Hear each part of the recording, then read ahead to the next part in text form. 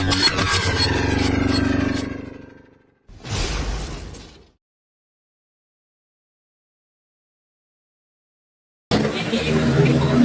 mga boss, kung meron siyang rubber dito, ito yung wheelset niya sa 2 to 4 brake. So, kabit natin.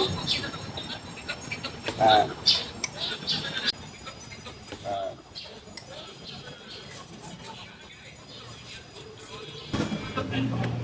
so, dito mga boss, ikabit ko na yung kanyang tension spring. At dito ay simulan ko lang i-assemble yung kanyang front and rear planetary gear set. So, ito yung piston ng ito yung piston ng low clutch. So, papalitan na natin ng mga D-ring ito mga boss. Oh.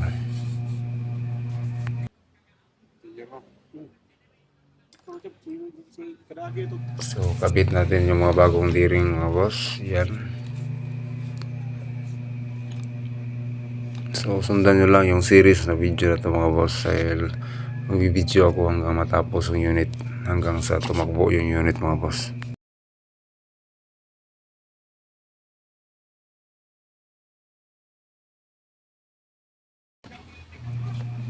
At dito ay kabit na natin yung piston, return spring. So yun yung return spring. At saka may cover yan. Yun yung cover. Tapos mayroon yung snap ring.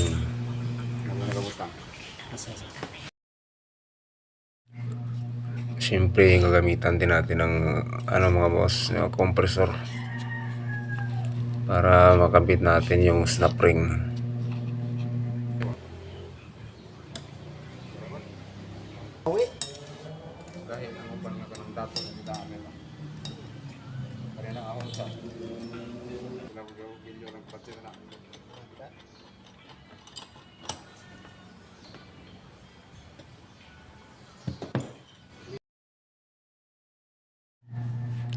So dito ay simulan na natin ikabit yung kanyang mga clutches. So una natin ikabit dyan yung kanyang steel plate, saka yung clutch plate or fiber plate. So alternate yan mga boss. At ang panghuli yan ay yung kanyang retaining plate at saka yung snap ring. Ang clutch na to pala mga boss ay isang para siya sa low clutch na clutch sa rear planetary gear set. Sa low clutch siya. Bahala na ako may bayad. Kanang nagpormal din. Pagkabuas ng umahan.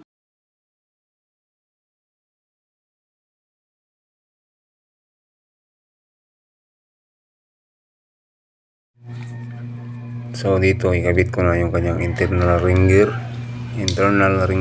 Tapos yung kanyang planetary gear. So kasama na yung carrier dyan. Yan yung rear na planetary gear set. Yan. Tapos yung front planetary gear set. Yung front. So magkatabi lang sila. So ang susunod yan mga boss is yung kanyang front sun gear. Pero huwag nyo kalimutang mga boss. Mayroon yang bawat joint niya may mga thrust bearing yan.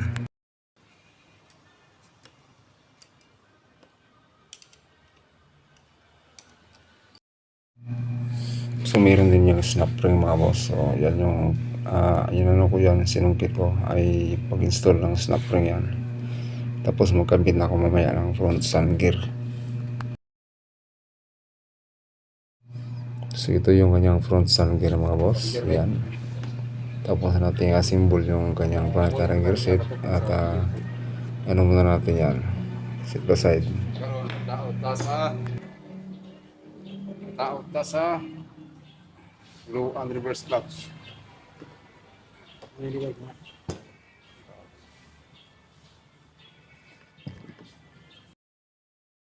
So ang housing na yan mga boss, meron na yung piston, low and reverse piston, kaya clutch na rin ang yung isunod ko. So unang kinabit ko dyan yung kanyang disc plate. Tapos alternate yan mga boss, yung kanyang steel plate, tapos clutch plate.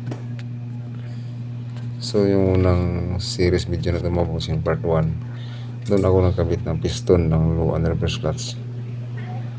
Dito yung kanyang mga clutches na. At pagkatapos ng mga boss, pagkatapos ng low and reverse clutch ay salpak natin yung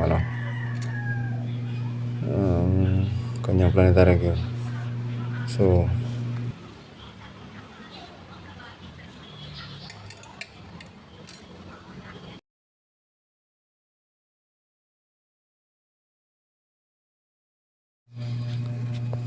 At ito naman yung kanyang panghuli mga boss, yung kanyang retaining plate saka snap ring. So yun yung panghuli niya. So dito mga boss ay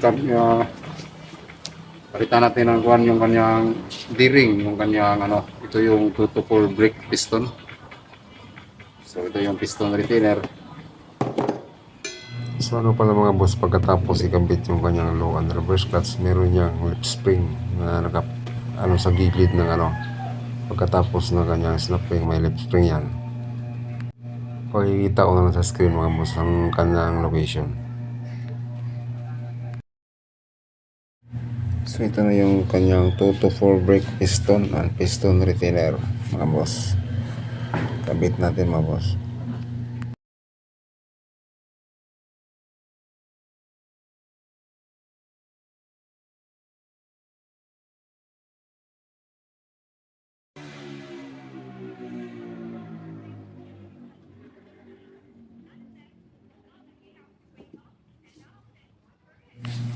So kabit natin.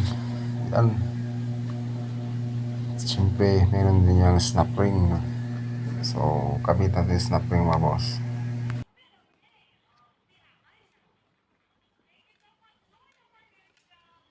So ito mga boss, nakabit na natin yung kanyang 2 to 4 brake piston. So dito ay simulan ko lang i-assemble yung kanyang high clutch at reverse clutch drum. Yan mga boss.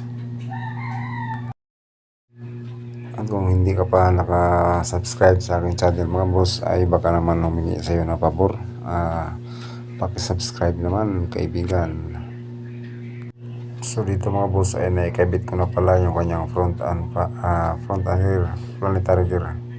So nakat lang yung video natin kasi namatay yung camera. So maliit lang kasi yung storage ng phone natin. At dito mga boss ay naikabit ko pala dyan yung kanyang piston ng kanyang reverse at saka high clutch. So nagkabit ako ng snap ring dyan sa kanyang clutch drum. So pag-follow din sa aking Facebook page mga boss, Island Mechanic, para marami pa tayong may upload at may matutunan din yung mga mahilig sa mga ganitong gawain.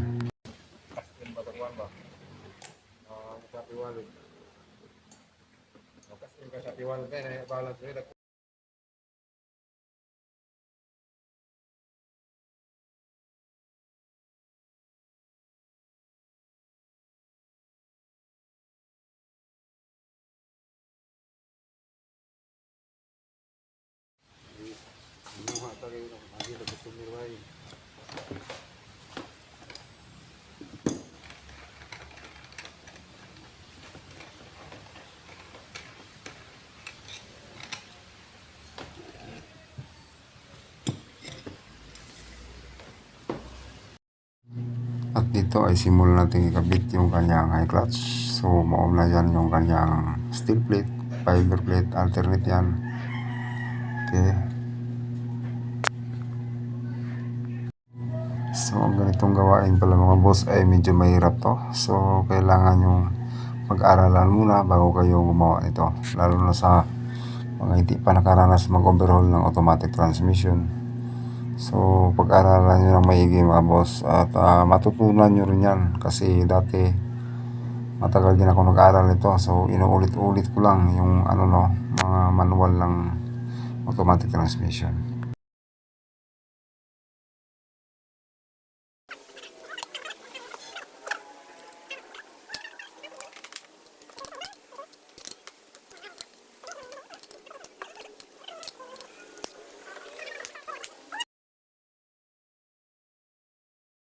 So yan, nilagyan na natin ng snap ring yung ating high clutch.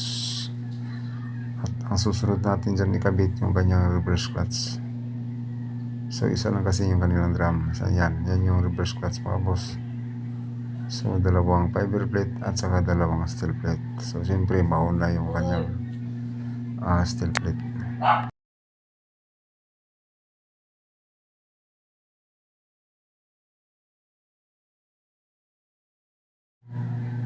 Siyempre snap ring ulit. So lagi pang huli yung snap ring.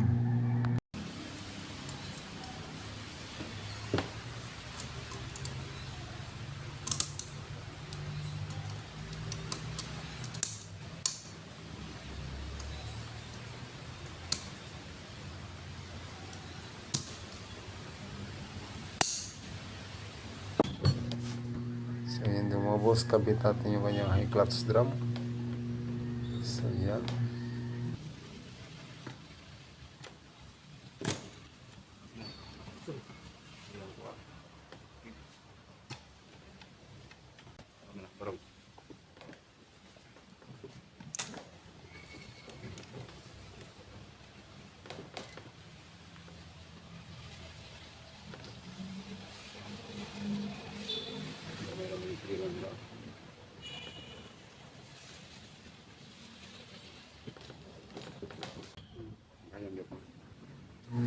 So meron yung thrust bearing mga boss, no. So yan.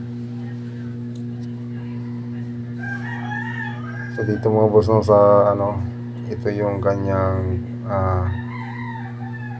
reduction shop. So nilagyan ko siya ng seal ring, bagong seal ring. So pala mga boss, ang kadugtong ng video na to ay sa susunod na series naman.